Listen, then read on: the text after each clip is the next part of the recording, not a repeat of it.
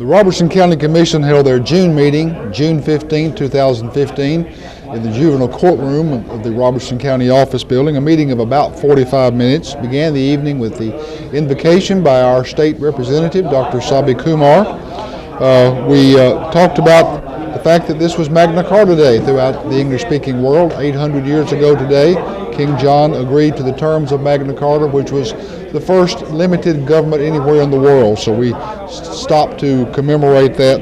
We also remember this evening the passage of Mr. Lee Scott, who was a longtime member of the Springfield-Robertson County Airport Board. Mr. Scott will be very much missed for his participation on that board. And also Mr. J.T. White, who served as a planning commissioner, a county commissioner, members of the appeals board, and then most recently as chair of the nursing home board at a time when the nursing home was transitioning from county to private ownership. Mr. White had a heart of public service, and we certainly send our condolences to both the Scott and the White families at this time. Under elections, the county commission approved Stephanie Mason, who is the new curriculum instructor at the Board of Education, to come on the Safety Committee, as well as Mr. Henry Hawk Ruth to come on the Airport Board, replacing the late Lee Scott. There was one rezoning resolution, had a number of budget amendments. As we're now coming down about the last 2 weeks of this fiscal year, there's usually a number of budget amendments. We had first readings for some of those in May, and then the second reading this evening.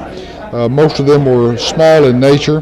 Then we moved on to probably the most significant resolution of this evening had to do with the transfer of the Conwood building there on Central Avenue, which the county received as a gift from the American Snuff Company back a couple months ago, and that was transferred to the county's Economic Development Board, sometimes referred to as the Industrial Board, and they will operate that for their own purposes, hopefully generate revenue for the Economic Development Board and provide some services that the community has not had. And so that structure was given to that board at tonight's meeting, and I think an important step forward in terms of that going on. The Commission also approved in principle the extension of our emergency dispatch E911 contract, which expires the end of June. Last year, Robertson County agreed to pick up the cost of 62% of the centralized dispatch, and if you wonder why that amount, that constitutes the amount that Robertson County and the smaller cities in the county, through their volunteer fire services as well as their police departments, generate, with Springfield and White House paying the remainder of that. And even though the dollar figure will change each year, the percentage will not. So that 62% remains the same, although as the cost of operating the center goes up, that 62% will obviously represent more dollars from certain years. And then we ended the evening with a discussion of two things that were very important in the planning office. One was the fact that a few months ago the Commission at least thought they had taken out the language in regards to sprinkler systems throughout the county because a number of these plats were approved while the sprinkler requirements were still intact.